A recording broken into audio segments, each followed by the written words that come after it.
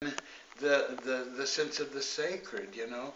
I didn't ask my kids to believe in anything, but just to get a sense of the sacred, and they're attracted to the dances because they sense something beautiful there, some joy, some sense of community, some love, some kind of special feeling of being elevated above their own self-consciousness. You don't have to tell them it's spiritual. It is spiritual because spirit means breath, and the dance is moving the breath with the music and with the sacred sounds that we're making. You know, it brings people into a state of consciousness that they'll appreciate, and that brings them back to the dances. And dances can be done at any level of sacredness.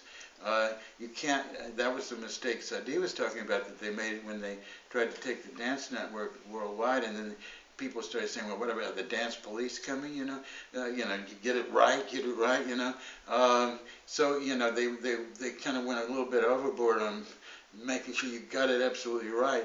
But the important thing is to get this right, you know, to get the heart right, to get the love right, to get the feeling right.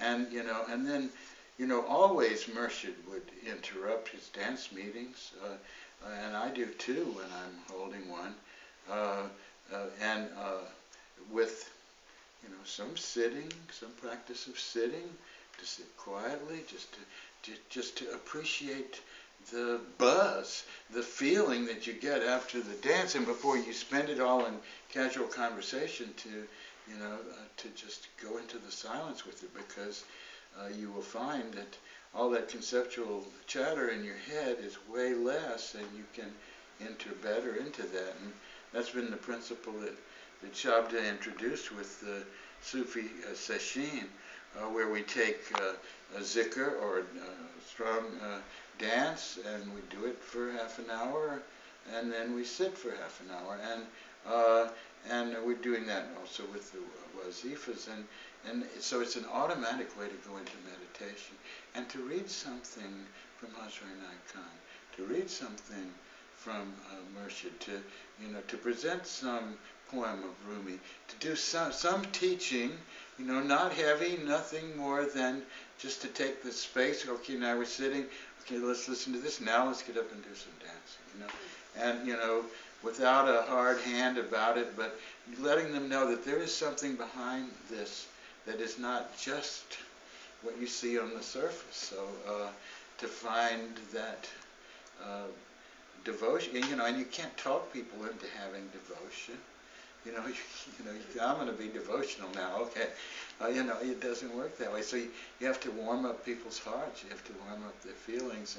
And then people, you read them a poem of Rumi, and people start crying or something, because now they're open and they can hear something. And, you know, like that film that they caught Murshid on just we recovered, I should say, the other day, you know, I mean, and this guy's trying to question him in the midst of this big event where all these people are dancing, and he says, you know, good, bad, he says, that's all relative. He says, I just want to get them to say the name of God, you know, just say the name of God. You know, I mean, you know, those are concepts, you know. He says, I don't have any standards. He says, I just want people to say the name of God, and that will take them somewhere. So there's a power in it, and so in a sense, we have a kind of preference, at least for doing a number of dances that are mantric, that use sacred names that have within them a lot of potency and power, and you know, so the dance leader again has an opportunity to not to give a speech, but to say just a little bit about it, where it comes from, what the divine, you know, what's involved with it. But the one thing Richard told me when he went off to New York to travel, and he left me here to lead the dances in his absence, was he said, well, what he said was, you know, before you do it, just take a moment to tune in to me, and then don't talk a lot. Let the dances do the work. And that's always worked for me. You know, you tune that way. I mean, I don't have to tune anymore, but it worked for me. And that's what you can communicate if you're a dance leader. If you take the time to get attuned beforehand to to the stream of blessing, to the great ones in our lineage, to Murshid and Hazrat Khan and so on, then you will bring that atmosphere. You won't even have to talk about it. It's right there with you. And to just take a little bit of time to introduce some of the teachings from the Sufi message that you think you could hear, or from the bowl of sake, or from anything like that, or to just take a few minutes to do a short breathing practice. That elevates the consciousness without, and he says, well, are they doing what you want them to do? The guy asked Murshid in this film.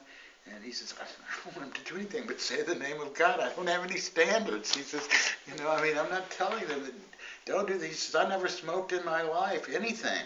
He says, but, I'm fine with them smoking. I don't have it, I'm not going to say what they can and can't do. Everybody, they've been rejected again and again. I'm not going to reject them. So, he had this sense of being open about it. And when the dances started here, there was a big oil slick in the middle of the floor. And because it was a garage, David parked his truck down here. And from there, at that time, and there were maybe 20 of us, he brought downstairs to do the dances for the first time. And he said, these will go all over the world, because they don't belong to me, they belong to God.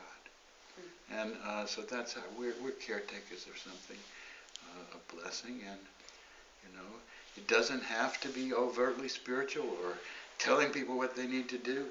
It just gradually elevate people's hearts and their awareness, and the dances are irresistible. Okay.